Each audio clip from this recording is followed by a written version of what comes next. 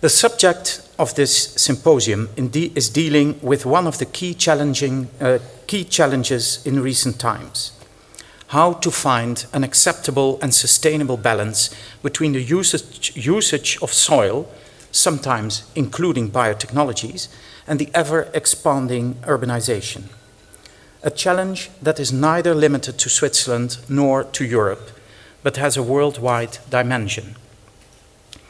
Landscape architecture can contribute to lasting solutions and to careful decision-making, locally, nationally, and globally.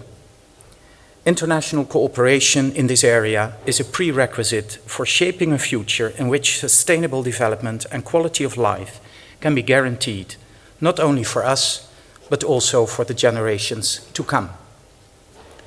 For that reason, I hope and expect that the symposium of today, with the participation of quite a number of reputed international scientists and architects, has helped stimulating and intensifying international cooperation in landscape architecture and urban design.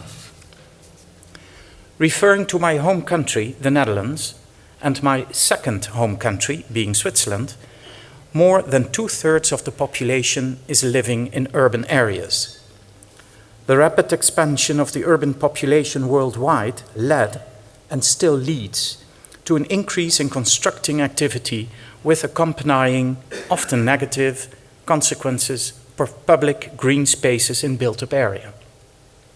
Sustainability and the importance of natural surroundings, in short, green urbanity, is part of our shared values and is of growing importance. Switzerland and the Netherlands do not only share many of their goals, but also quite a number of their challenges. Although in geographical terms not being very much alike, our two countries, however, are not so different from one another, even to the point that the largest natural threat to both our populations and urban environment is that of river floods. Also, in comparable densely populated areas in Switzerland and the Netherlands, social tendencies may require paired strategies and solutions. The similarities and shared goals are exactly what binds us together and what should urge us to join forces. Today has been marked by discussing landscaping from different angles, with a focus on the significance of the usage of soil. As you know, landscape development increasingly focuses on sustainable design. A recent example in the Netherlands is the planning and building of the Maasvlakte 2, the expansion of the Port of Rotterdam by 1,000 hectares of industrial ground, directly located on deep water. This new part of the Netherlands, being established in the North Sea, just offshore of Rotterdam, had to be designed in such a way that it would have minimal consequences for currents, waves, the environment, and nautical safety. Furthermore, various functions of the port, being a container area and an industrial and distribution site, had to be combined as clever as possible on a relatively small plot of land. The realization of this mega project was only possible thanks to creative and innovative solutions and to international cooperation. And indeed, when I visited the Maasvlakte 2 last year, together with Federal Councillor Doris Leuthard, we actually could observe a brand new extension to the Port of Rotterdam, including container terminals and industrial activity, which apparently had been built with so much respect for its natural surroundings that even the seals, an animal which was hardly ever seen over there, had found their own resting areas on the shores of the newly shaped islands against the background of loading and unloading ships. It is a nice example of landscape architecture in an economic environment. The elements which I mentioned before, creativity, innovation, and international cooperation, are crucial to find answers to the challenges that we are facing. The exchange of knowledge and experience stimulates out-of-the-box thinking and new solutions. The symposium of today gave a great impetus to this process and invites me to confirm my appreciation towards its organizers and participants. ladies and gentlemen, as ambassador of the Netherlands, a country that represents the elements of creativity, innovation, and international approach, it fills me with pride that the Dutch landscape architects LOLA will receive the prestigious Topos Landscape Award 2014. By granting this award, Topos is recognizing the significant contribution LOLA makes to high quality and up-to-date designs of cities and landscapes, and to enriching the landscape architecture scene through its innovative ideas. But apart from assigning a well-deserved recognition for achievement in the recent past, the Topos Award also stimulates innovation and sustainable design in the future, and motivates into finding creative solutions for dynamic challenges on an international scale. And therefore, I do not only congratulate LOLA Landscape Architects for winning the Topos Landscape Award 2014, but also compliment the organizers on making this symposium happen and all the participants on their active attendance. I thank you for your attention.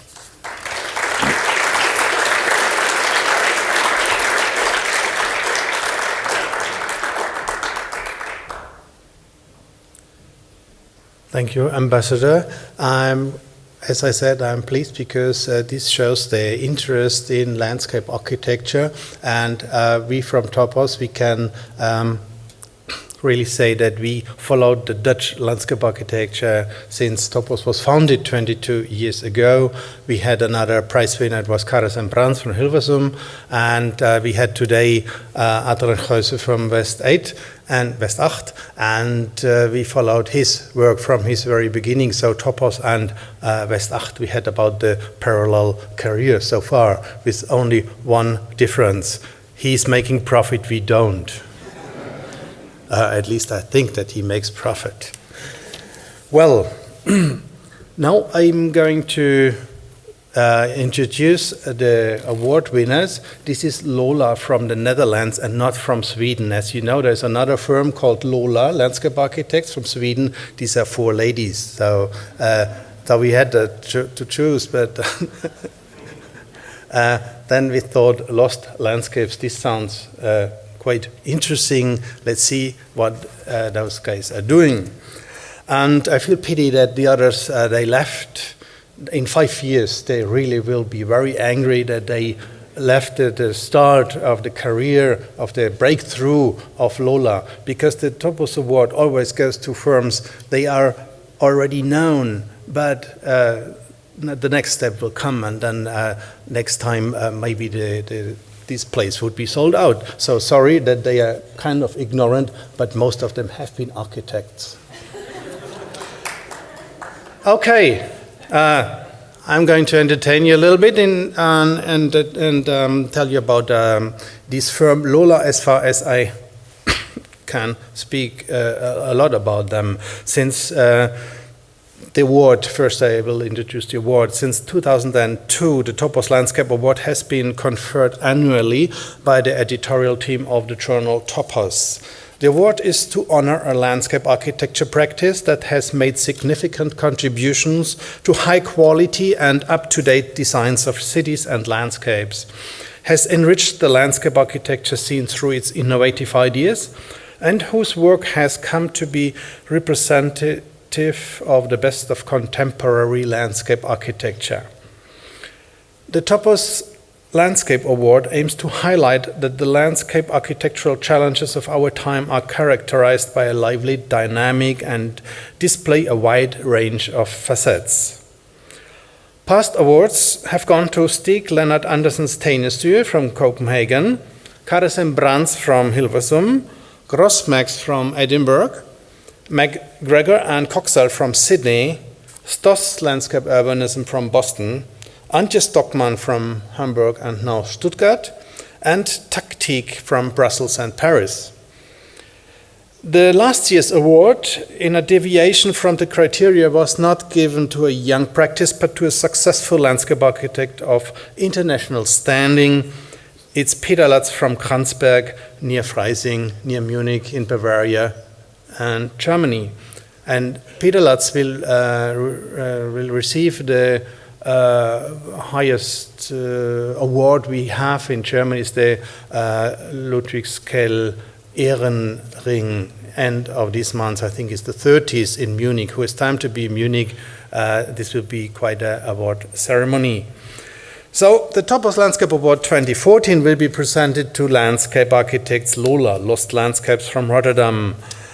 LOLA researches and designs the never-ending development of the landscape, city as well as countryside. Founded by Peter Veenstra, Erik Jan Pleister and Kees van der Weken in 2006, LOLA designs and researches public space at different scales. A total of 15 people work at the office. The three partners share their ideas and views on landscape with great enthusiasm as lecturers and teachers at various international academies and universities. Characteristic for LOLA's work is the fusion of urban and natural landscape and the integration of innovative spatial phenomena.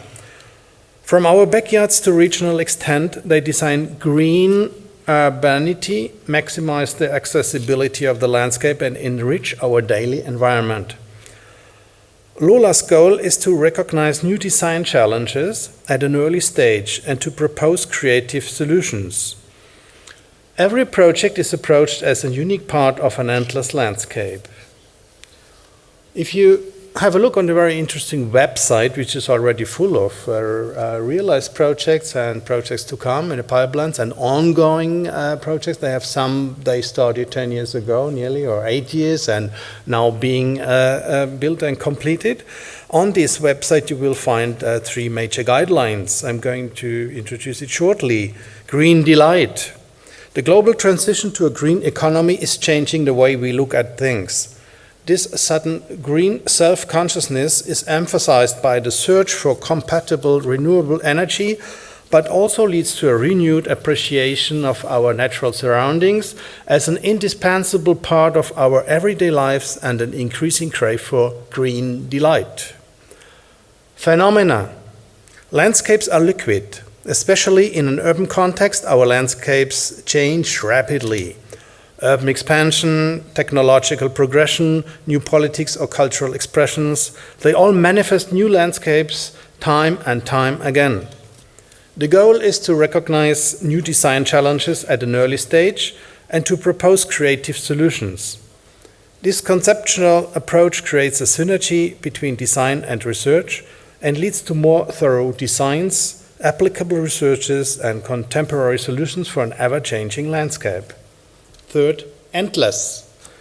The endless landscape also implies a conceptual cohesion between all projects. No matter how different they are, together they result in one landscape.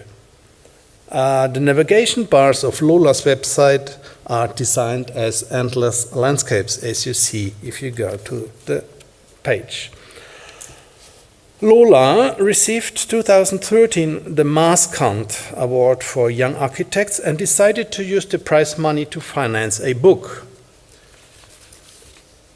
Even though they see themselves as representatives of the internet generation, they deliberately opted for a book as a dense medium in an era of fragmented and disrupted attention. In 3 chapters, LOLA takes 3 different paths from the city into the landscape of the 21st century, and I had the idea you have to talk to Sébastien Marot, because he also introduced some quotes where 3 different people make the journey into the landscape. So this is quite a topos, I would say. The journey begins in the city where they see the linear park as the lifeline of the metropolis. The combination of infrastructure composed of vegetation and water set along old cultural lines such as dikes, canals and railways is creating new icons in cities all over the world. Long Tail of Leisure begins at the urban periphery and is devoted to recreational landscapes, whereas the focus of the fat of the land is on the intrinsic nature of landscape, which shows itself in its full glory when all of its layers are exposed.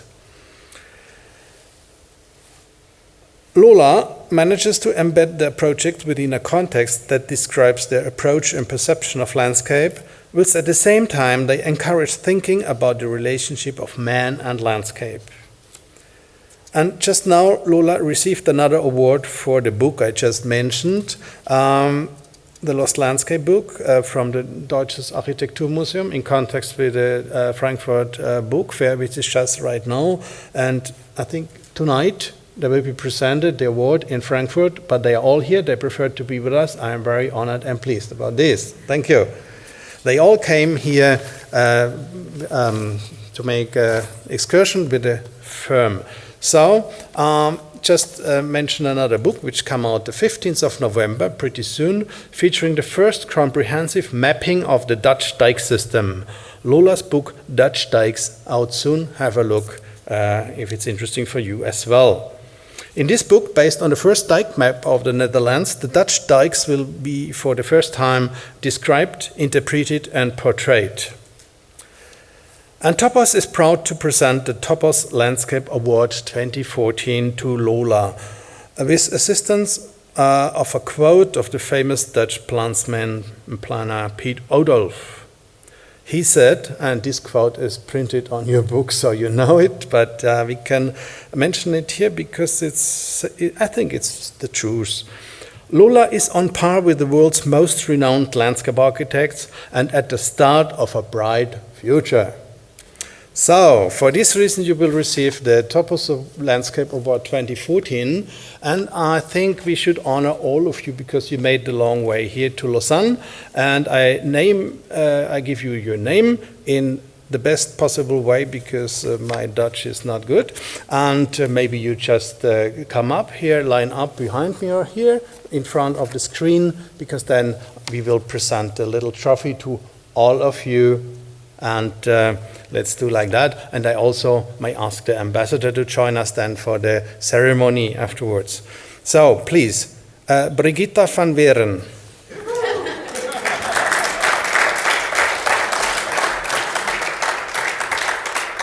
Cypren Lempsig.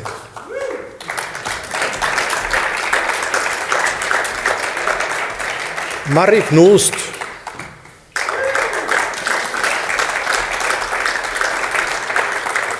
Fai Chen.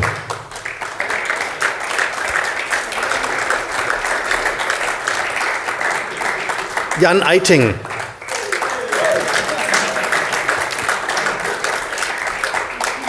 Lonneke Ernst.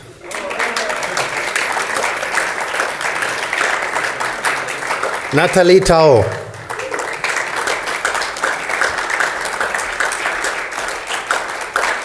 Robert Jongerius.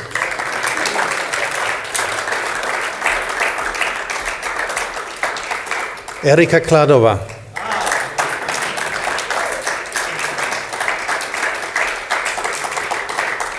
Simon Verbeek.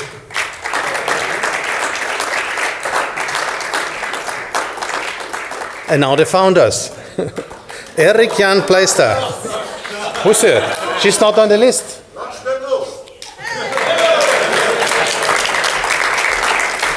Your boss forgot you on the list. What does it mean? No worries. You forgot it. Now the... And you? I don't work here. Okay, now the partners. Erik Jan Pleister. Peter Veenstra. Kees van der Weken.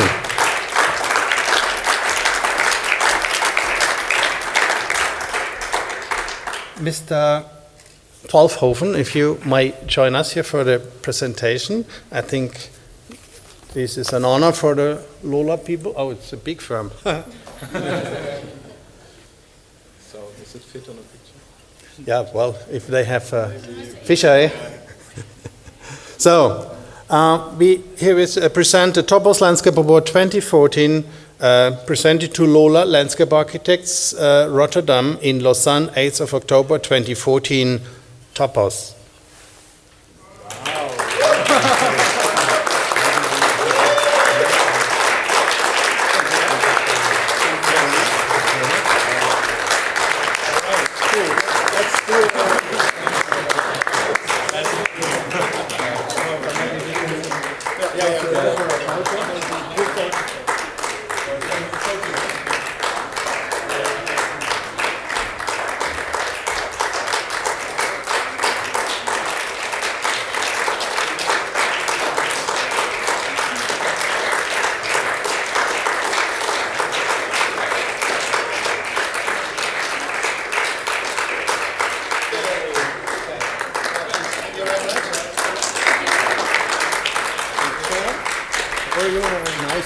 No, stay here. I know, my job is nearly over. I give the floor to the three partners. They will speak in a chorus or one by one, I don't know. And they will give us an introduction on the work, what they've done so far and what's in the pipeline. Please, I'm quite curious to see it. Thank you, thank you.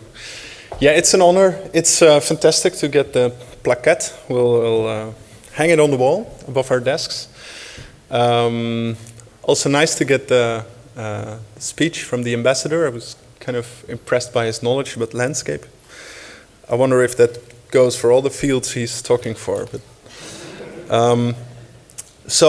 Robert asked me to, we will talk, so me, Eric Jan and Kees, to give a presentation of our work. Please, not too much theory, not too much elaborations, just show us the projects. So that's what we'll do. I'll present a bit about our office, the context we're in, and then we'll quickly go to the projects we're working on and have been working on. About the office, Eric Jan, Kees, and I have been trained in Wageningen University, which is an agricultural university. And when we started the office, pretty recently after we finished our studies, we were a bit like this, yeah. So 3 young farmers on their way to a dance. Discovering the world, we saw starting an office also as a way to explore the world by doing projects. And we started maybe a bit with a sort of Calimero complex. I don't know if that's an English term, but it's sort of, we felt small in a big world. Of course, trying to suppress this as much as possible, but luckily, when we were growing, the world was changing quickly. And of course, well, the economic crisis came and big money, big architects all sort of went down while we were slowly growing. And so was our confidence, let's say. And luckily for us, let's say, being a farmer nowadays is a sort of hip thing. I think urban agriculture is some of the most trendy things to do.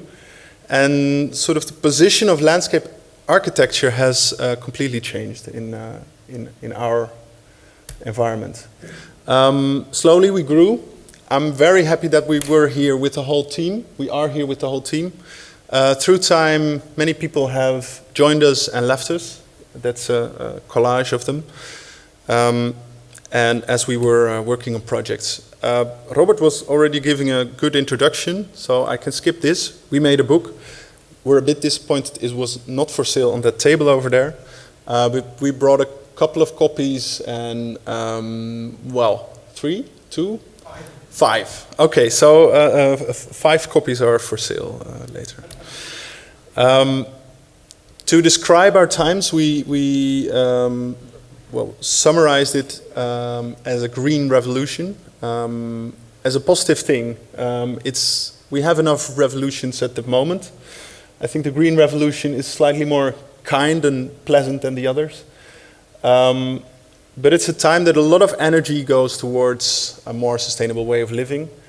And this is getting on a serious level. So let's say all the firms that started greenwashing now do it on such a level that it actually starts to change the world, which is really positive and also really interesting breeding ground for landscape architecture.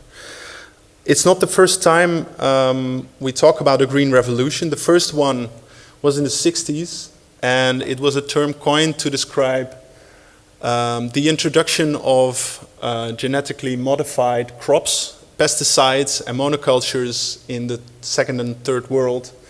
Norman Borlaug was one of the icons of this development, and it was seen as a great way to defeat hunger in the world.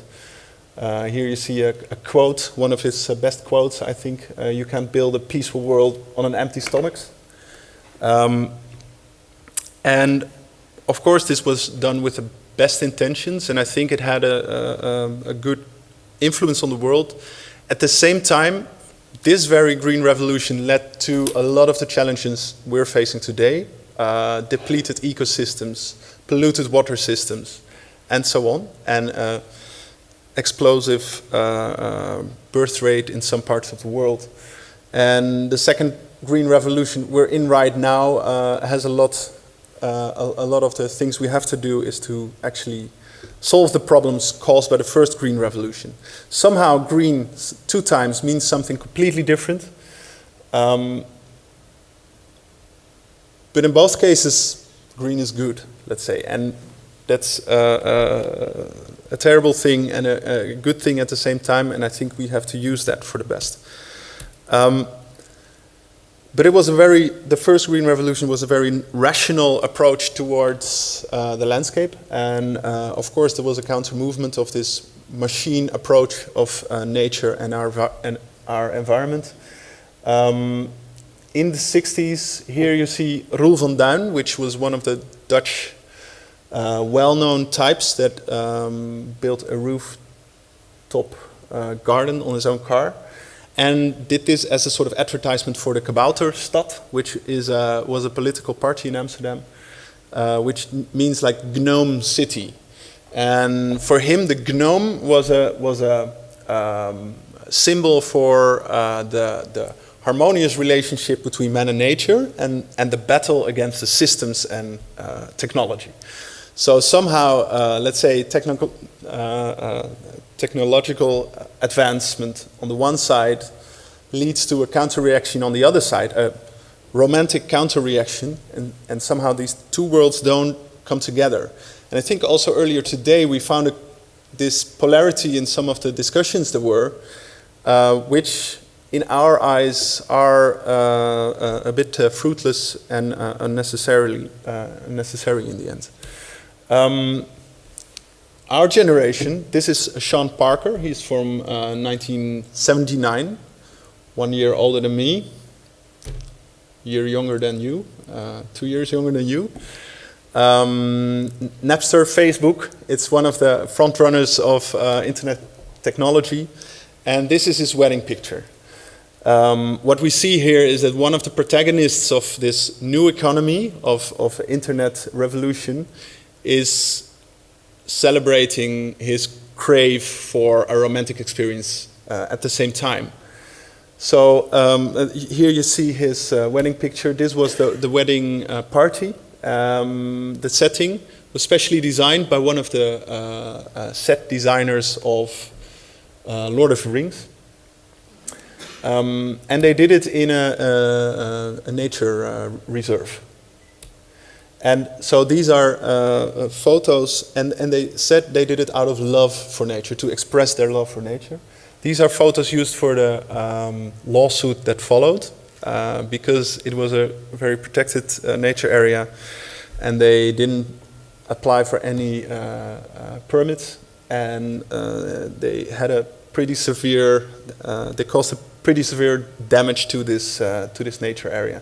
This is the stuff they built. So they here, beautiful Palladian bridge, just for the wedding pictures. And what you see here is that I think in our generation, the let's say, more rational technological approach is seemingly going together with a more romantic approach. And that's what we're trying to achieve in the projects we do. Well, Robert, thanks for the introduction. We're following the outlines of the book we recently published. So I will start with a bit on the more urban projects we do, in which we discovered a sort of red line, at least in the more successful projects, that somehow the lifelines, what we call lifelines or linear landscapes, are the most successful contemporary landscapes that we see. And the interesting thing is that they, like Sean Parker, combine let's say, the ambition for structural improvement and placemaking in one project. And I think that's a very interesting thing. Earlier, we also noticed something like the Highline effect. After the Highline had been realized, there were a lot of copies following of this Highline in other cities. We also profited from this with the commission for the single park, I'll show shortly later. And somehow, let's say this combination of a structure and the complexity and still the ability to tell it in one, or to capture it in one frame, one line, almost like a physical one-liner, is, let's say, dealing with complexity and still conceivable for people. The first time we had to do with this was in a study on the city edges of the Netherlands, where we studied the physical border between cities and the open landscape. A couple of years ago, the urban expansion came to a halt in the Netherlands, and we realized that actually the city edge that was there would probably stay there for the next 40 years. Even though it was never designed like that. So we started analyzing this and seeing what's there actually, and see if we could, somehow turn it into a design challenge. And we started with a topology, which led to this map, and which shows a sort of interesting necklace of variety along the edges of the city, with every time a new answer to the how the relation between city and landscape should be materialized. And this reminded us a lot of work of Constant. Project he called New Babylon, where he also presented this sort of alternative world of city edges linked together into one system, completely apart from, let's say, the old towns and the old reality that you still see below. And he envisioned this as a sort of spectacular world lifted above the ground. As you can see, pretty exciting. And when we started analyzing these city edges, it was much more boring than he envisioned. So in topography, it looked exciting, but if you look outside, actually a lot of opportunities that are there on this edge between city and landscape were missed.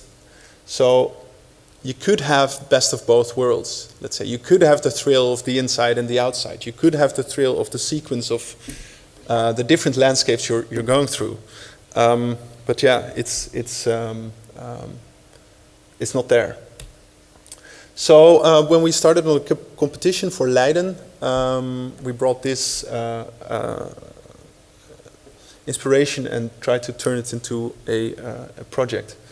The question here was to redesign the old ramparts, the old defense lines of the historic city of Leiden, which for a part is still there, but should be reconnected into one linear park, as I say, sort of Highline effect. Highline was the big example. And this used to be the city edge, and nowadays it isn't. This is an image of our proposal. But the ambition was to make a sort of 6.5 kilometer long city park. We try to keep it very simple and at the same time to embrace the complexity. So we introduced a strategy on the one hand to make the dumbest connection as possible. So for everybody to understand it, in the sense that we said there will be a sort of Highline-like strip that connects all these parks and just follows the water. So if you ever get lost, walk to the water, follow the water, and you're on your way. And on the other hand, attach a multiple set of pocket parks to it, where we start to promote the variety and get that to the next level. So here you see some visualizations. First, the relatively simple path along the water that sometimes needs to be a bit more dramatic, let's say, to overcome some barriers, and also the way the the landscape around it is reacting in a different way each time. This is a proposal for the new university complex. A bit further on, there is a energy factory that will close down in 5 years and then will be turned into a leisurescape.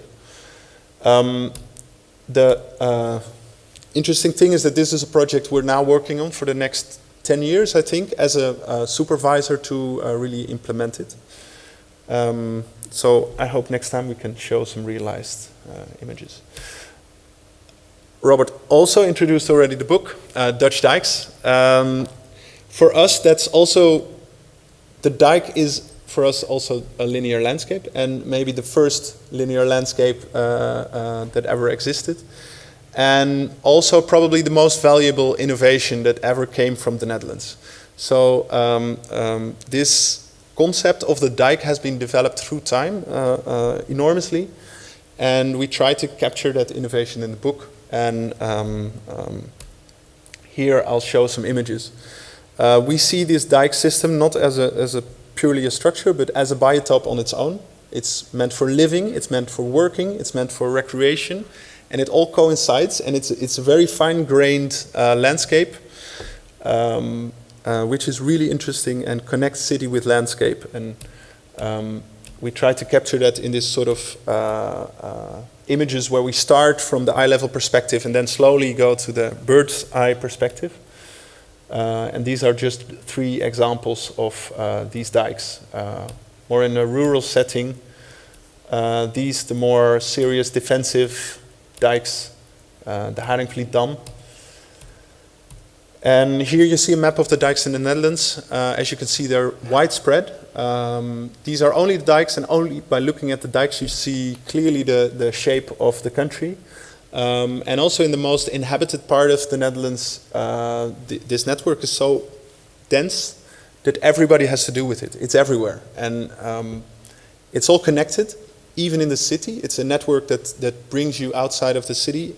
And it's also really like a cultural line, because it has been a sort of magnet for cultural history for a long time. So that's the cultural value of it. At the same time, it has a function.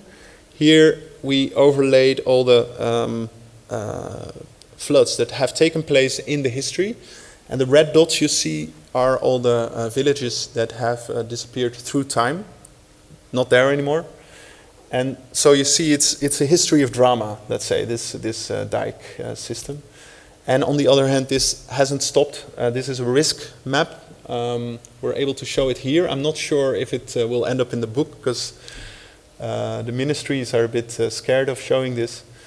But this shows a chance of drowning, let's say, in the Netherlands.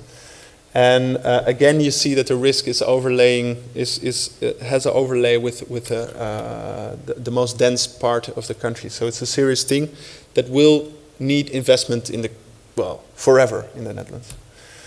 And here's some examples of these different dikes. And as I said, it's a biotope on its own, where everything you could live your whole life without getting off the dike system, let's say.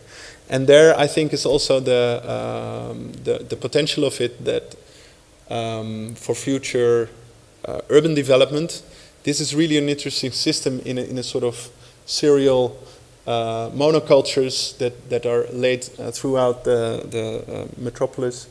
There is this network, this fine-grained network that could be expanded for both housing, work and leisure. So a similar approach we also tried to put on another project we called the Ecological Energy Network. We looked at the power line network of the Netherlands, and it's a story that could be applied on the whole of Europe, where we started with a very dumb or a very simple idea. Underneath these power lines, there's lots of restrictions. You can't do much. You can't build there. You cannot, stay there too long. You can't put large trees there, etc. So it's always these empty strips in the cities, and around it. And we said, why don't we use this as a linear network for animals and people? If you draw that for the Netherlands, it would lead to this map. It's a structure going all the way through the Netherlands, connecting all the different nature areas in the Netherlands, connecting the cities to these parts. And if you count the surface, it's actually bigger than the biggest national park in the Netherlands. Very simple story. We elaborated, of course, much more. This is a bit about the different environments you're encountering when following these lines. So you need different solutions, of course, for each spot. But we managed to get the interest of Tenet, which is the Dutch company that actually maintains these power lines. And they contracted us to actually develop this idea for further on into a pilot project, which we're now working on in Eindhoven together with the municipality to actually make it.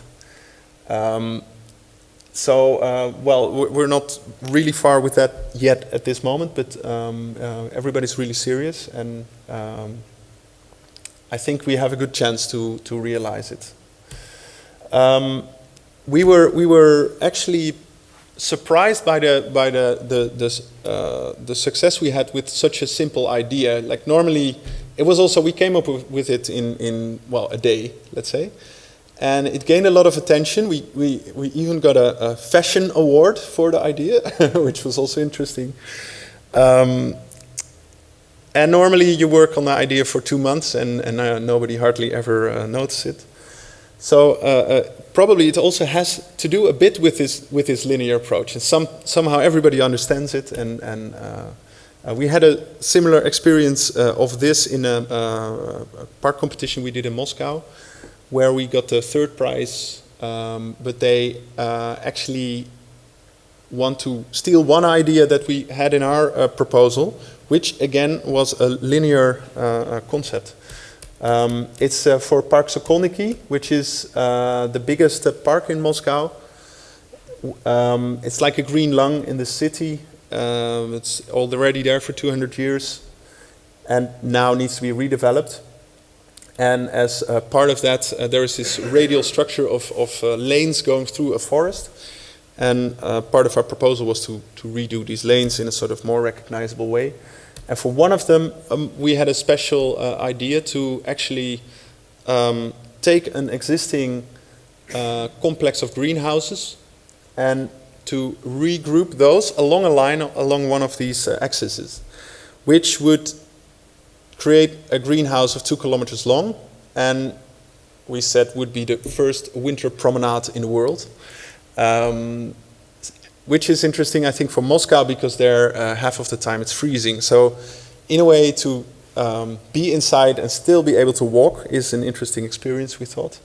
And of course, and the nice thing is also that it leaves open a spot where the greenhouses used to be that could be turned into a lawn in the forest of the size of the Great Lawn of Central Park in New York, on the healthiest spot of Moscow. So this is a smog map projected on our plan, and so we literally just projected it on our design. And the big lawn is over here, and as you can see, healthy air.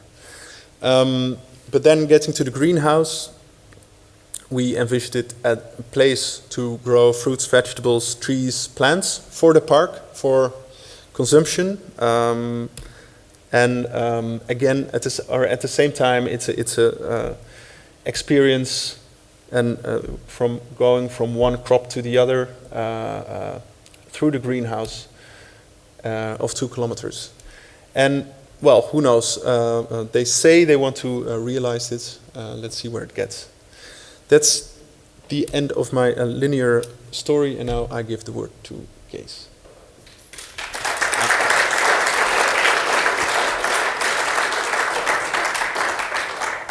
Thank you, Peter.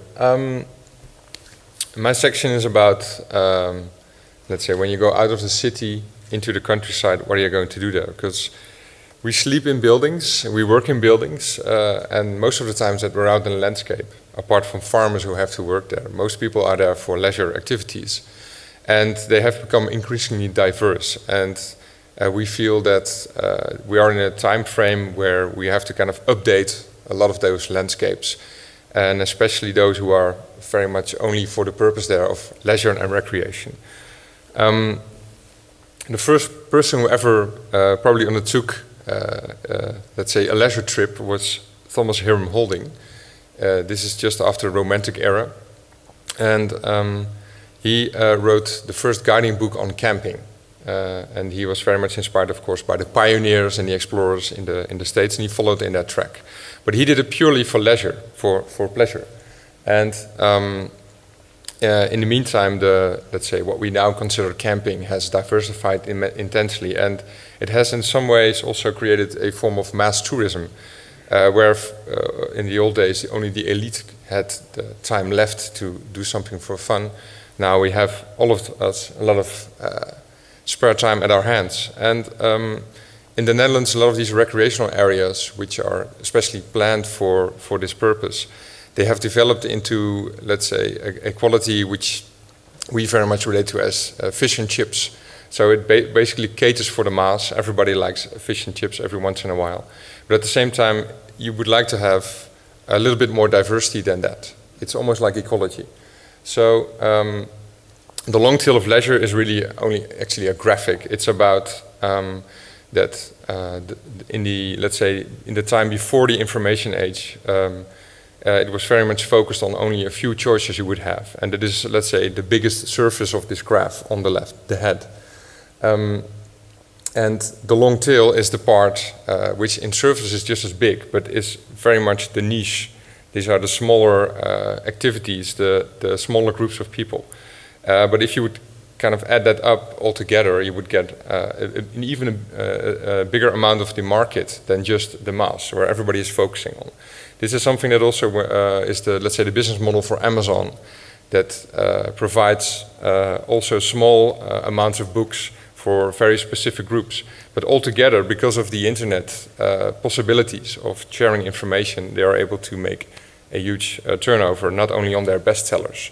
So, and also now with all the possibilities of Airbnb and also reviewing by visitors, it is very much possible also for smaller places or more hidden places to become visible for the market. And also the demand is there. So people do not want to be in a big recreational area anymore. They want to go out into nature and take a bite out of it. This is Bear Grylls. He's very famous for his Discovery program and National Geographic. And you could say that this is kind of a trend going on, that people want to have the real experience of getting dirty in the mud. And of course, this is something we already did in the 50s, but in a very collective way, in a very secured environment of a specially designed recreational area. Maybe the Netherlands is one of the most modernistic countries in the world. I think Switzerland is a good example too. But here we have a lot of these areas very much not so much related to the environment. And this collective experience has been interchanged for the more individualistic one. This development is also related to the development of dikes and dams to secure our delta after the big floods of the 50s. So we had to rebuild the country in the Netherlands, and this is what we did in a grand style. But at the same time, to block all of the delta off with all these dams created an ecological disaster behind those dams. So a lot of these artificial lakes that have been created, they are ecologically totally dead, because the water, there's like stratification with layers of without oxygen, so there's no animal and plant life in some of those cases. And one of those lakes where the condition was worst, in the Gevelingen Lake, they decided to recreate the tidal influence, but not 5 or 6 meters, which it used to be, but only half a meter or a meter. But we were asked to kind of show the potential of that for both recreation and nature development. And we think that what is now kind of like a big bathtub could develop into a very interesting gradient landscape of let's say, brackish and saltish water to sweet water, and from very muddy banks to almost forested areas. But this is not only just meant for nature. We think those recreational areas should be an integrated part of that, and they actually should have the same quality of nature there. So this functionalistic division between recreation here, nature there, we want to mix that. So for one of those areas, we developed a plan to kind of liberate the dam of the big recreation forest which was next to it, and to make it really nice and muddy around it. And this hybrid of recreation and nature, we think, is also that it will cater for, let's say, the new generation of leisure tourists. So that you're actually able to go off the grass into the mud and take your kite and take off into the lake. It's the same kind of thing as what Arjen Geus was mentioning in his lecture, that all these areas are barred off now and you're not allowed in. We think if we would increase the sheer amount and just call it recreational area or mixed zone, that there should be much more possible. This strategy of creating a recreational network around the lake and connecting areas with each other is also something we did for entirely different type of project. This was a competition in Turkey, which we also were one of the laureates of. And this is the island of Gallipoli. And here was the Battle of the Dardanelles, with battleships from a lot of nations, and almost 700,000 people were killed in those battles. And there's a lot of memorials on the island, but they are not, let's say, related to each other. And the competition was mainly focused on improving the monuments, but we considered it would be much more interesting if you could have, let's say, a route of contemplation along the island, and that actually you could treat the whole island as sort of a regional landscape with a regional landscape plan. So what we wanted is, on the left map you will see all those different sites for different parties, to connect them in a network of footpaths and a route by car, a park lane route. So that all the different sites would be able to, you would be able to visit them, but at the same time, just you could stay there for a week and really stay with the locals, and so that there's also a boost of the local economy. The same thing we tried with the Gevelingen Lake. The villages were not connected to the water anymore somehow, and we decided to make a connection there, so that actually you would benefit from this extra layer into the landscape that you have. The 700,000 casualties are symbolized in a route marker. So we have 700,000 of those markers all along all the routes over the island. That was part of our strategy. And along these routes you can also really experience the different types of landscape there, which are very diverse on just only one island. This strategy is in the Dutch context totally different, because in the Netherlands, if we have a little nice piece of authentic landscape, premium landscape, it is also very much over-programmed and over-flooded with people. There's almost 70 million people living there. So for one of our projects that we did there, we won a competition for a extension of a country estate with a sculpture park. But there we also felt there might be a risk of what sometimes happens with country estates, that they turn into fun parks. You would say that this is just a fun park, but this is owned by the Count Hellendoorn, and he developed this area into a fun park. But there's actually nothing much left of the estate anymore. So this is of course a very interesting phenomena in the Dutch context. It's very close to the city, so that helps.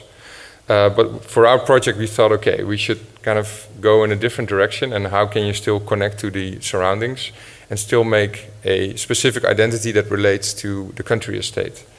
And in this we made a design for a star in the center of the area which was part of the expansion. And it's very much related to the motifs you have in this era of landscape design, where there is the, let's say, the star motif for hunting grounds, so that you can, when you're in the center, you can aim in all directions very easily. And there's the labyrinth as a design element. And we combined them in a hybrid, which is the star maze, where we could, let's say, more informally navigate through the area. And we also created basically a piece of landscape architecture in the most literal sense, Namely, we made sort of an open-air museum, and these are both the walls and the corridors of the museum. And the chambers is where the sculptures are. But you're able to wander around and walk everywhere and actually pass through. And it's also a design where we really want to make the relationship with the estate itself. So we actually had to cut down trees in the old park, which was next to it, to make sure that we had the viewing line again. Which it's all the way in the back, it's in the corner, it's maybe hard to see. And the different legs of the star had a different experience, a different function.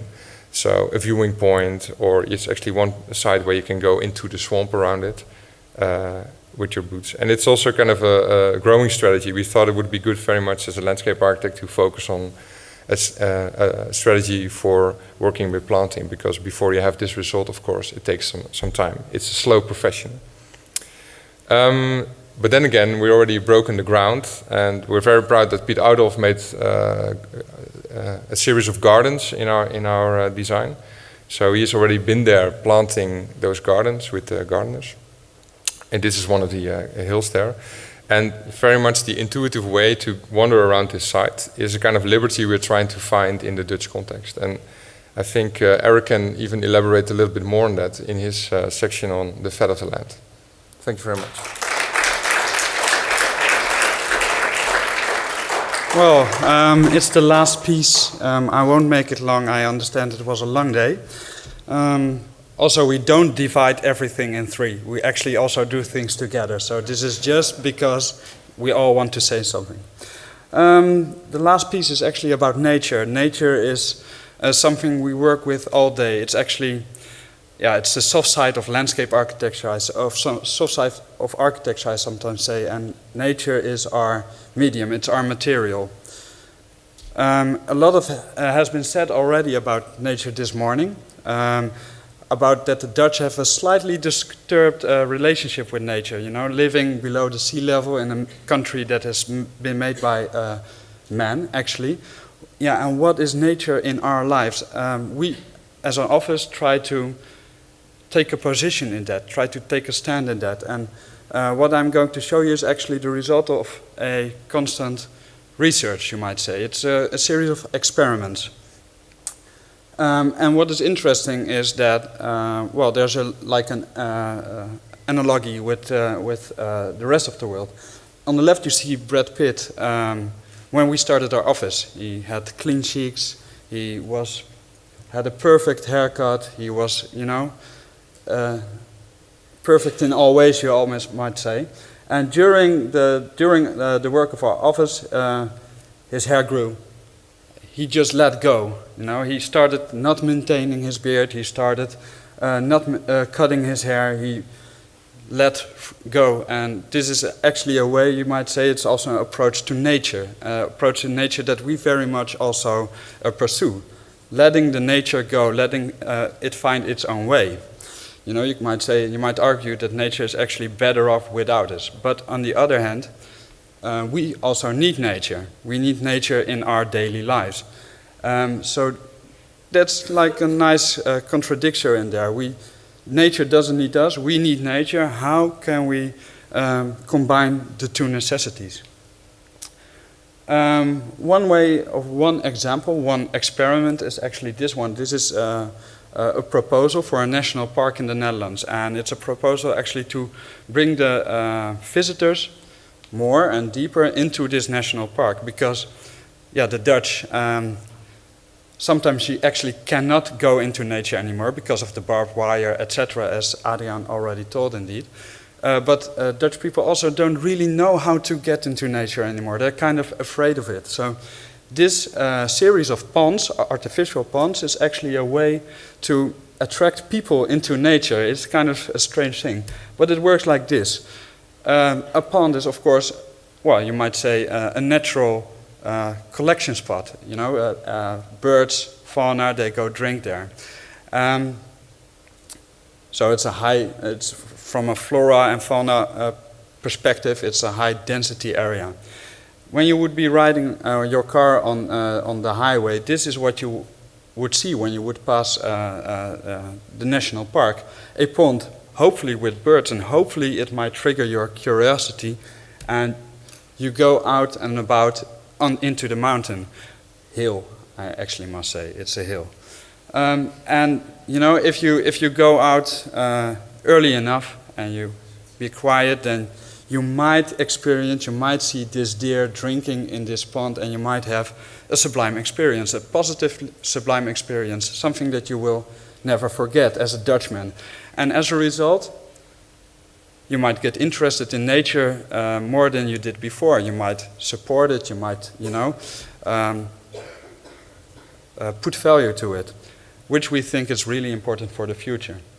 But sometimes, a sublime experience doesn't always necessarily need to be positive. You can also have like a negative sublime experience, something that also stays with you for the rest of your life. And jumping in a super cold pool, what is also possible with this range of pool, is also a sublime experience. Though sometimes, you know, you want to experience nature, but you don't want to jump in a super cold pool or go out at 6 o'clock in the morning. Sometimes nature needs to be convenient, and it needs to be right at your doorstep, you might say.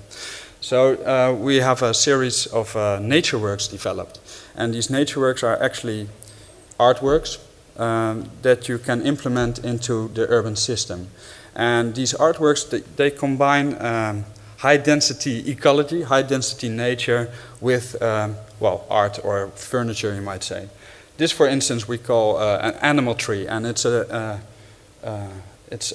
construction out of modules, and each module is optimized for a certain kind of fauna. So, for instance, the lower blocks, and they are all interchangeable, these are made for bees and for butterflies. They can, you know, find a spot for shelter or stay there in the winter. The more upper modules are for birds, or for bats, or even for a falcon in the top. And of course, well, here you see them more close up, so they all have their specific characteristics. These ones are for bats. For falcon, it might not work like a complete ecosystem. Of course not. You know, if there's a falcon breeding in top, there won't be small birds below that. It's not about that.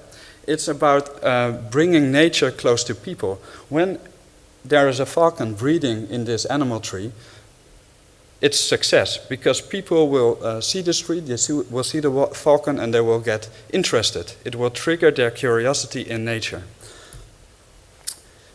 We actually did not only the animal tree, but also the living bridges. So the same concept we combined with bridges. For instance, this is a bridge combined with a hedgerow. And this is a bridge that we completely outfitted for bats. It's actually in the same area as the animal trees, but in this area there's a feeding route for bats. Every day they fly up and down this route, catching flies and that kind of stuff. And they also need a place to stay. This is an area in between the greenhouses. Greenhouses all made of glass. Very dense industrial area. Hardly any places to stay for the bats. And this bridge is outfitted with summer residences, I must call them, I think, in English, where they can stay during summer. But more difficult, bats also need a winter residence, because in winter they need a moist but not too cold cave. And what is in the foot of this bridge is a bunker. It's a bunker that has been especially designed for bats.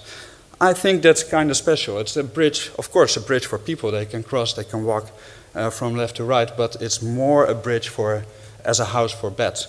And it would be my dream if, well, maybe in 10 years, if you would walk the bridge at 7 o'clock in the evening and the sun would go down, a swarm of bats would swarm out. We did realize a couple of these artworks already. For instance, this is Denenkamp. This is Natura Dozet. It's a museum for landscape and nature. And we designed a series of these nature works, here they are, and connected them with a route. And around each of these nature works there's a biotope. So we fitted the landscape, actually in this case, to the artwork there. For instance, this is a bee house, and around it, well, they're not blooming right now, is a flower field. So this is the biotope of that specific bee house. And this is a hermit's house. This is a hermit's house, and the hermit's house is actually secluded from its surrounding because it's on a roundabout.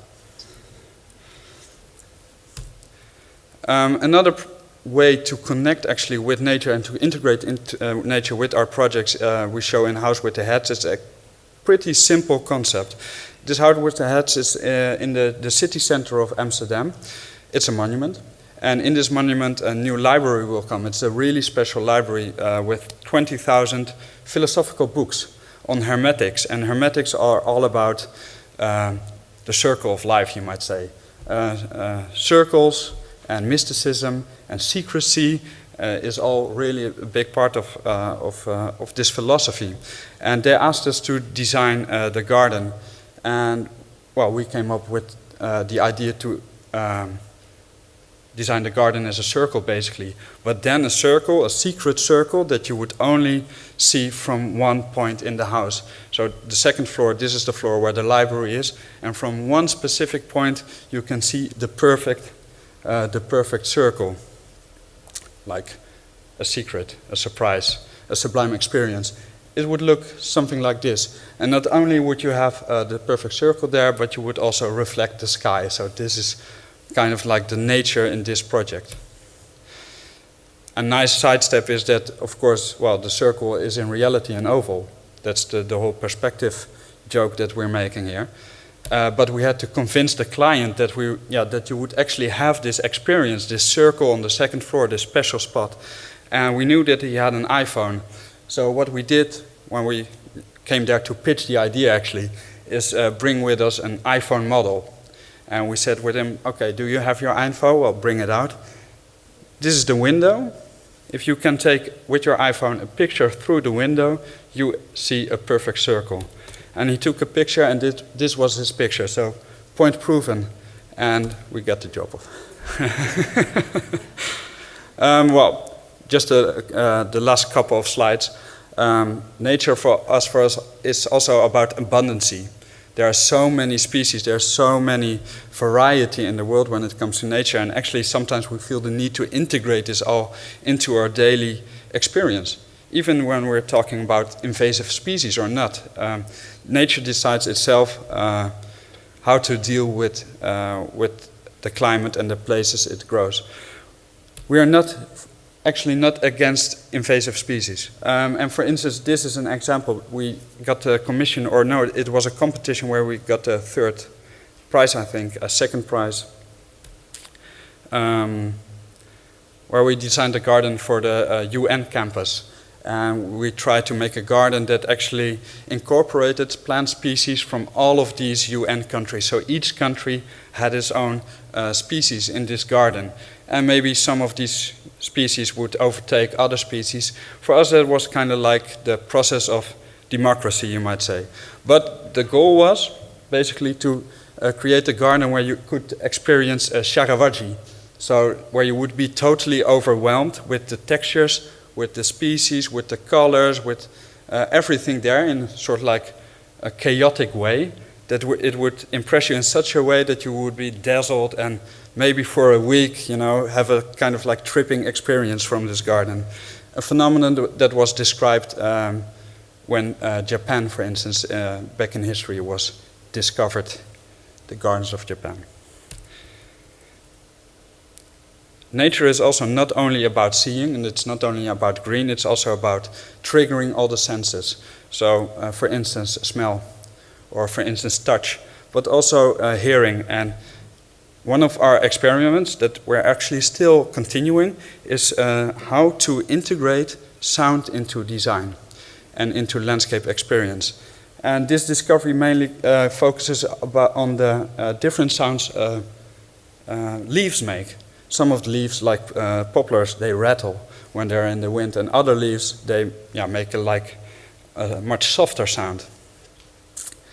And sometimes, if you want to research something, you have to make it super obvious to see what the effect is. And this is interesting.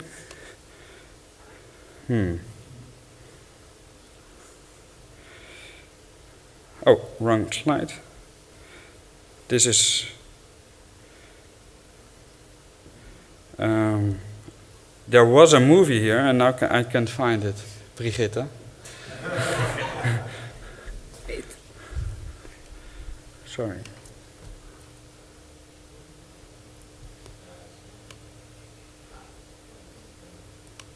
Ah, there it is. En dan even terug doen, doe je zo. En dan ga je naar hem. Yeah, sorry for that. There's no sound, but I can describe it for you. We actually kidnapped persons on an art excursion, and we brought them into a forest. And in this forest, we had installations on the trees, and these installations, these motors, are actually shaking the tree. And when they shake the tree, well, here you can see it perfectly. You can imagine that this tree is going to make a sound. And actually, some of the people that were there were shaken to tears, literally, because there was like this composition, this very mystical composition of shaking trees going on in the middle of a super anonymous forest. You know, this was a man-made anonymous forest. You would never go there. You would never appreciate its beauty until we brought people there and shook the trees. Oh yeah. I think if I do this, hey.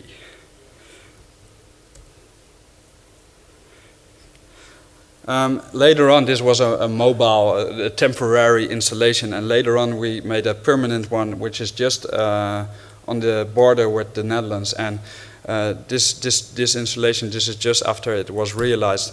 But the nice thing about this installation is that you actually can call the forest. And if you call the forest, and you type in the symphony you want to have, you can actually choose between 10 different types of symphonies. So you have the symphony tornado, or the symphony breeze, or the symphony twister. And so you can actually also experience that nature can make different sounds on demand, in design. It's an amazing find. And well, for us it's a big success, because this is actually what it's about. It's about triggering people, triggering their senses, and triggering also their curiosity in nature. And this picture perfectly resembles this curiosity in nature. You would also think it is staged. No, it's not. This is reality. Well, this is the final slides of my presentation. Peter already said it. While the world is somehow at war, there's also still a thing called climate change. Climate change we see as a big assignment for our office.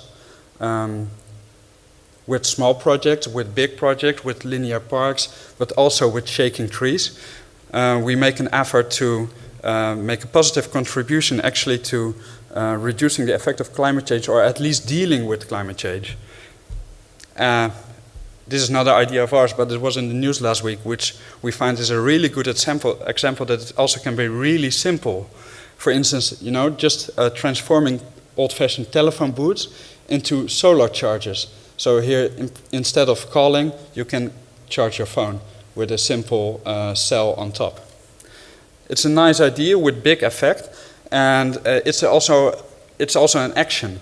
It's also an action, and we also got inspired, for instance, by the climate conference of 2 weeks ago, I think, where Ban Ki-moon went out in the crowd, put on his T-shirt, and called for action. And we're also about action when it comes to climate change. Thank you.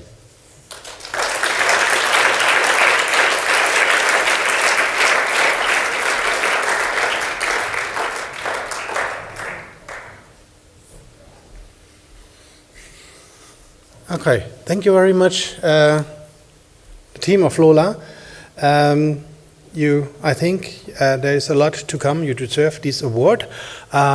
May I just introduce you my colleague Peter Zöch, also from Topos, together with Gesa Loschitz. She's not here. We are making Topos. And in Topos number 89, there will be not only the trophy, but there will presentation of LOLA, about 20 pages in Topos 89, for those of you being interested in getting more into details.